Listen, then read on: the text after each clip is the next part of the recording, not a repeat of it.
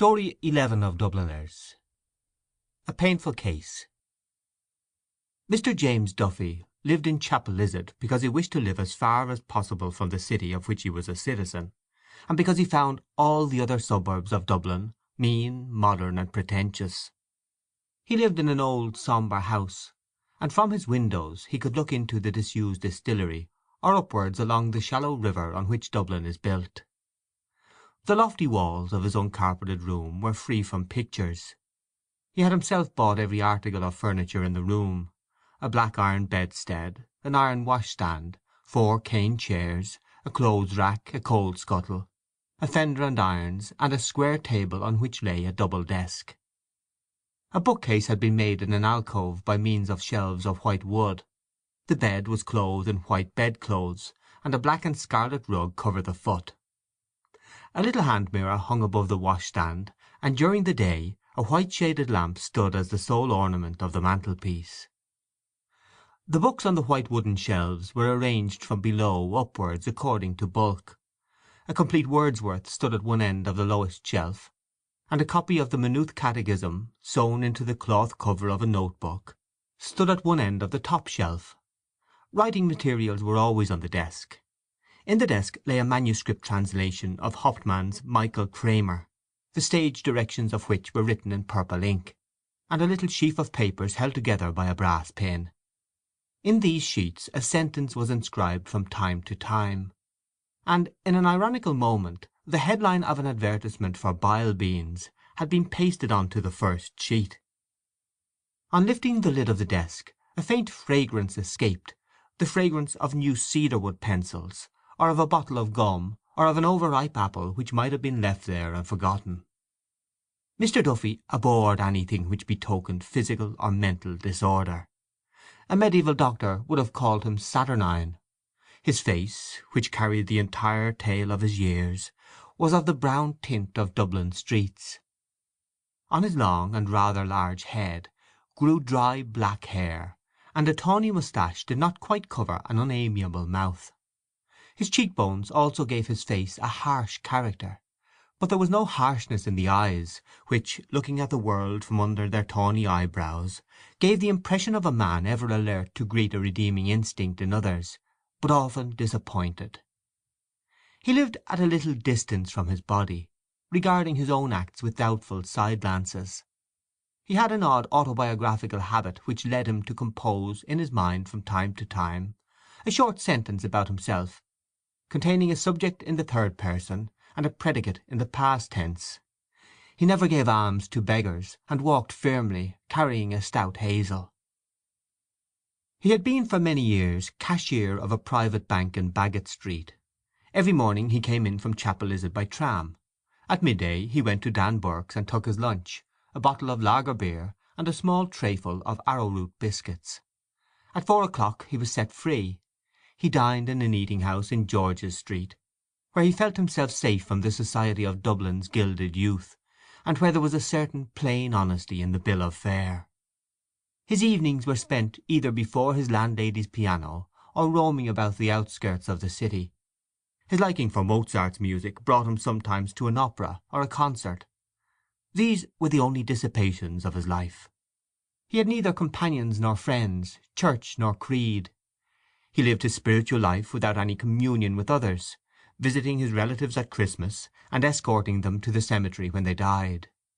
He performed these 2 social duties for old dignity's sake, but conceded nothing further to the conventions which regulate the civic life. He allowed himself to think that in certain circumstances he would rob his bank, but as these circumstances never arose, his life rolled out evenly, an adventureless tale. One evening he found himself sitting beside 2 ladies in the rotunda. The house, thinly peopled and silent, gave distressing prophecy of failure. The lady who sat next him looked round at the deserted house once or twice, and then said, "What a pity there is such a poor house to-night! It is so hard on people to have to sing to empty benches." He took the remark as an invitation to talk. He was surprised that she seemed so little awkward. While they talked he tried to fix her permanently in his memory. When he learned that the young girl beside her was her daughter, He judged her to be a year or so younger than himself. Her face, which must have been handsome, had remained intelligent. It was an oval face with strongly marked features. The eyes were very dark blue and steady. Their gaze began with a defiant note, but was confused by what seemed a deliberate swoon of the pupil into the iris, revealing for an instant a temperament of great sensibility. The pupil reasserted itself quickly. This half-disclosed nature fell again under the reign of prudence, and her astrakhan jacket, moulding a bosom of a certain fullness, struck the note of defiance more definitely. He met her again a few weeks afterwards at a concert in Earlsford Terrace, and seized the moments when her daughter's attention was diverted to become intimate. She alluded once or twice to her husband, but her tone was not such as to make the allusion a warning. Her name was Mrs. Sinico. Her husband's great-great-grandfather had come from Leghorn. Her husband was captain of a mercantile boat plying between Dublin and Holland, and they had one child. Meeting her a third time by accident, he found courage to make an appointment. She came. This was the first of many meetings. They met always in the evening, and chose the most quiet quarters for their walks together. Mr. Duffy, however, had a distaste for underhand ways, and finding that they were compelled to meet stealthily, he forced her to ask him to her house. Captain Sinico encouraged his visits, thinking that his daughter's hand was in question. He had dismissed his wife so sincerely from his gallery of pleasures that he did not suspect that anyone else would take an interest in her. As the husband was often away, and the daughter out giving music lessons, Mr. Duffy had many opportunities of enjoying the lady's society. Neither he nor she had had any such adventure before, and neither was conscious of any incongruity.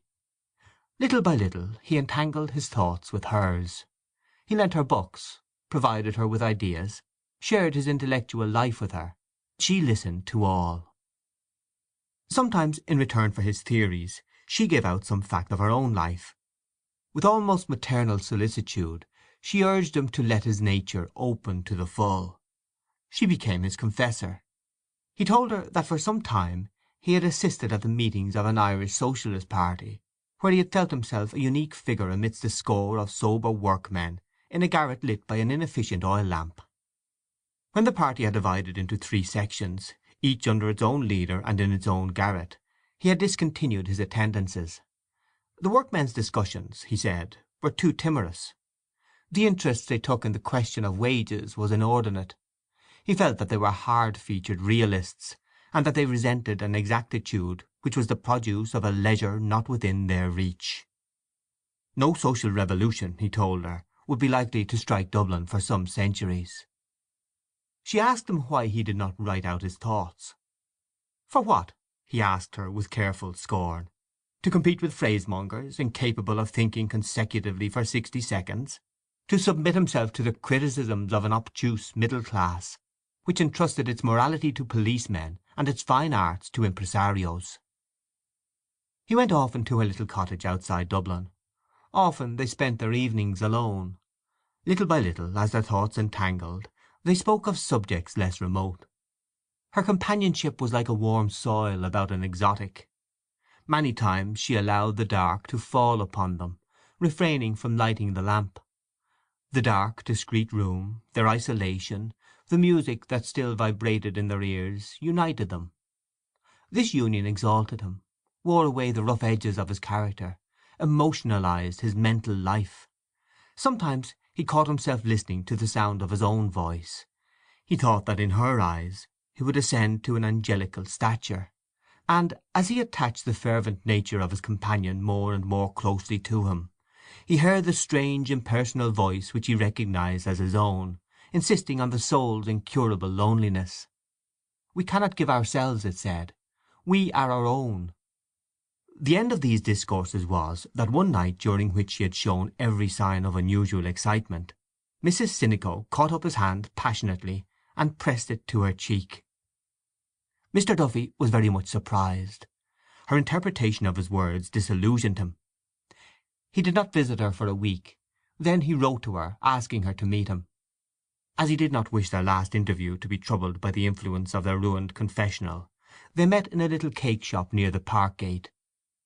It was cold autumn weather, but in spite of the cold they wandered up and down the roads of the park for nearly 3 hours.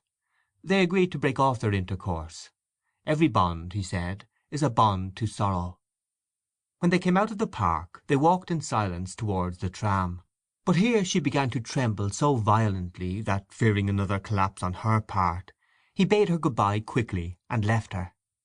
A few days later he received a parcel containing his books and music. 4 years passed. Mr. Duffy returned to his even way of life.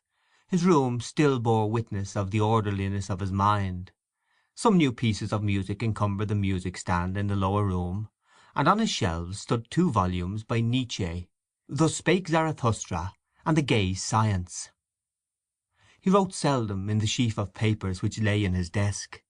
One of his sentences, written 2 months after his last interview with Mrs. Sinico, read, "Love between man and man is impossible, because there must not be sexual intercourse.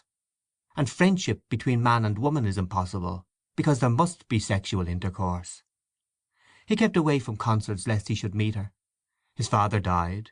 The junior partner of the bank retired, and still every morning he went into the city by tram, and every evening walked home from the city after having dined moderately in George's Street and read the evening paper for dessert. One evening, as he was about to put a morsel of corned beef and cabbage into his mouth, his hand stopped. His eyes fixed themselves on a paragraph in the evening paper which he had propped against the water carafe. He replaced the morsel of food on his plate and read the paragraph attentively. Then he drank a glass of water, pushed his plate to one side, doubled the paper down before him between his elbows, and read the paragraph over and over again. The cabbage began to deposit a cold white grease on his plate. The girl came over to him to ask was his dinner not properly cooked. He said it was very good, and ate a few mouthfuls of it with difficulty. Then he paid his bill and went out. He walked along quickly through the November twilight, his stout hazel stick striking the ground regularly, the fringe of the buff mail peeping out of a side pocket of his tight reefer overcoat. On the lonely road which leads from the parkgate to Chapel Lizard he slackened his pace. His stick struck the ground less emphatically, and his breath, issuing irregularly, almost with a sighing sound, condensed in the wintry air. When he reached his house he went up at once to his bedroom, and taking the paper from his pocket, read the paragraph again by the failing light of the window. He read it not aloud, but moving his lips as a priest does when he reads the prayers secreto. This was the paragraph: "Death of a lady at Sydney Parade. A painful case. Today at the City of Dublin Hospital the Deputy Coroner, in the absence of Mr. Laverett, held an inquest on the body of Mrs. Emily Sinico, aged 43 years, who was killed at Sydney Parade Station yesterday evening. The evidence showed that the deceased lady, while attempting to cross the line, was knocked down by the engine of the 10 o'clock slow train from Kingstown, thereby sustaining injuries of the head and right side which led to her death. James Lennon, driver of the engine, stated that he had been in the employment of the railway company for 15 years. On hearing the guard's whistle he set the train in motion, and a second or two afterwards brought it to rest in response to loud cries. The train was going slowly. P. Dunn, railway porter, stated that as the train was about to start he observed a woman attempting to cross the lines. He ran towards her and shouted, but before he could reach her she was caught by the buffer of the engine and fell to the ground. A juror: "You saw the lady fall?" Witness: "Yes." Police Sergeant Crowley deposed that when he arrived he found the deceased lying on the platform apparently dead. He had the body taken to the waiting room pending the arrival of the ambulance. Constable 57E corroborated. Dr. Halpin, assistant house surgeon of the City of Dublin Hospital, stated that the deceased had 2 lower ribs fractured and had sustained severe contusions of the right shoulder. The right side of the head had been injured in the fall. The injuries were not sufficient to have caused death in a normal person. Death, in his opinion, had been probably due to shock and sudden failure of the heart's action. Mr. H. B. Patterson Finlay, on behalf of the railway company, expressed his deep regret at the accident. The company had always taken every precaution to prevent people crossing the lines except by the bridges, both by placing notices in every station, and by the use of patent spring gates at level crossings. The deceased had been in the habit of crossing the lines late at night from platform to platform, and in view of certain other circumstances of the case he did not think the railway officials were to blame. Captain Sinico of Leoville, Sydney Parade, husband of the deceased, also gave evidence. He stated that the deceased was his wife. He was not in Dublin at the time of the accident, as he had arrived only that morning from Rotterdam. They had been married for 22 years, and had lived happily until about 2 years ago, when his wife began to be rather intemperate in her habits. Miss Mary Sinico said that of late her mother had been in the habit of going out at night to buy spirits. She, witness, had often tried to reason with her mother, and had induced her to join a league. She was not at home until an hour after the accident. The jury returned a verdict in accordance with the medical evidence, and exonerated Lennon from all blame. The deputy coroner said it was a most painful case, and expressed great sympathy with Captain Sinico and his daughter. He urged the railway company to take strong measures to prevent the possibility of similar accidents in the future. No blame attached to anyone. Mr. Duffy raised his eyes from the paper and gazed out of his window on the cheerless evening landscape. The river lay quiet beside the empty distillery, and from time to time a light appeared in some house on the Lucan road. What an end! The whole narrative of her death revolted him, and it revolted him to think that he had ever spoken to her of what he held sacred. The threadbare phrases, the inane expressions of sympathy, the cautious words of a reporter won over to conceal the details of a commonplace vulgar death attacked his stomach. Not merely had she degraded herself, she had degraded him. He saw the squalid tract of her vice, miserable and malodorous, his soul's companion. He thought of the hobbling wretches whom he had seen carrying cans and bottles to be filled by the barman. Just God! What an end! Evidently she had been unfit to live, without any strength of purpose, an easy prey to habits, one of the wrecks on which civilization has been reared. But that she could have sunk so low! Was it possible he had deceived himself so utterly about her? He remembered her outburst of that night, and interpreted it in a harsher sense than he had ever done.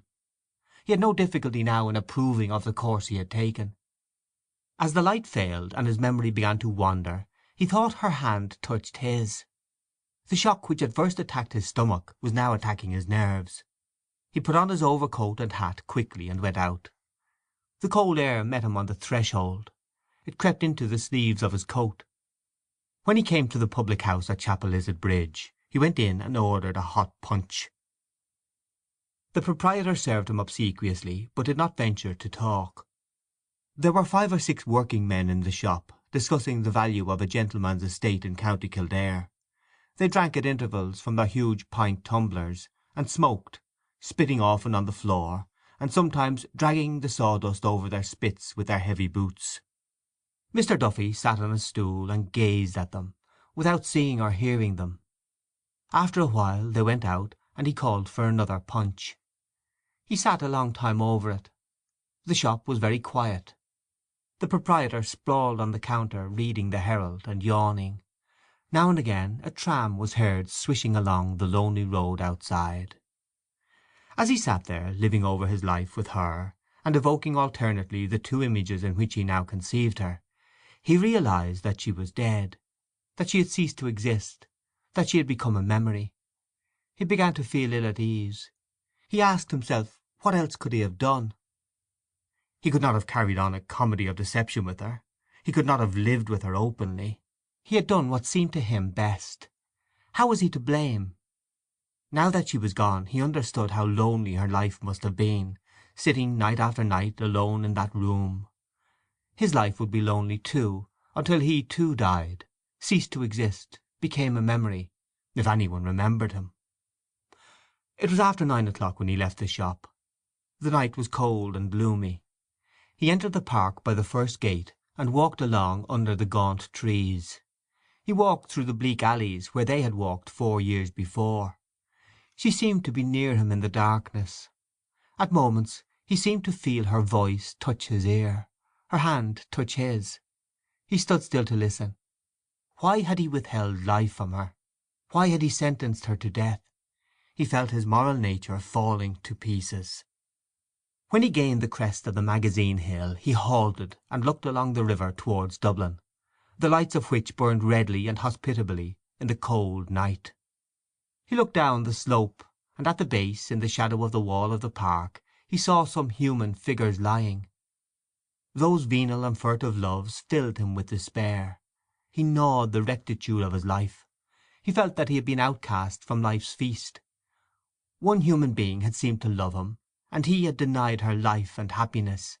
He had sentenced her to ignominy, a death of shame. He knew that the prostrate creatures down by the wall were watching him and wished him gone.